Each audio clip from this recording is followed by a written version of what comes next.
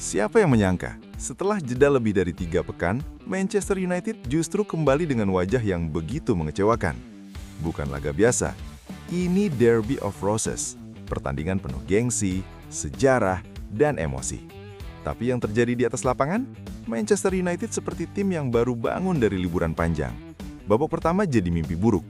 United tidak benar-benar hadir di pertandingan.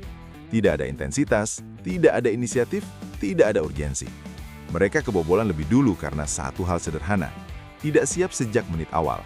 Passing berantakan, posisi kacau, pemain bergerak sendiri-sendiri.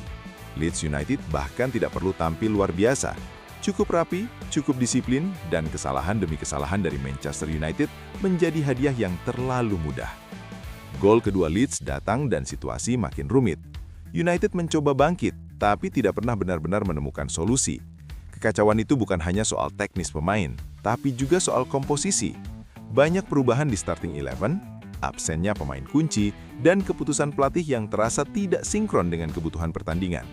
Hasilnya, United kehilangan kendali di tengah, kehilangan identitas, dan kehilangan arah. Lalu ada faktor lain yang tak bisa diabaikan, keputusan wasit. Gol pertama yang mengundang debat, potensi pelanggaran sebelum gol kedua, hingga kartu merah yang membuat segalanya semakin berat. Tapi satu hal harus jujur diakui. Ini bukan soal mencari kambing hitam. Manchester United kalah terutama karena Manchester United sendiri. Beberapa pemain tampil jauh dari kata maksimal. Ada yang terlihat gugup, ada yang kalah duel, ada yang tidak mampu mengisi peran krusial. Absennya satu pemain langsung membuka jurang besar di lini tengah. Kedalaman skuad kembali dipertanyakan, dan itu terasa sangat jelas. Masuk babak kedua, ada perbaikan. Anehnya, justru ketika bermain dengan 10 pemain, United terlihat lebih hidup, lebih agresif, lebih berani. Determinasi meningkat, permainan jadi lebih langsung, lebih pragmatis. Bola-bola panjang, tekanan cepat, dan akhirnya lahir gol balasan. Beberapa pemain senior menunjukkan kelasnya, tapi tetap saja itu belum cukup. Pergantian pemain datang terlambat.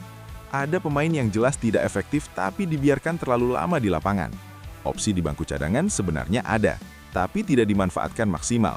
Dan di laga sebesar ini, keterlambatan keputusan bisa jadi perbedaan antara bangkit atau tenggelam. Hasil akhir sungguh menyakitkan. Manchester United menyia-nyiakan peluang emas, peluang menjauh di peringkat, peluang mengamankan posisi Liga Champions, peluang memanfaatkan hasil buruk rival. Sekarang, jarak poin bisa terancam.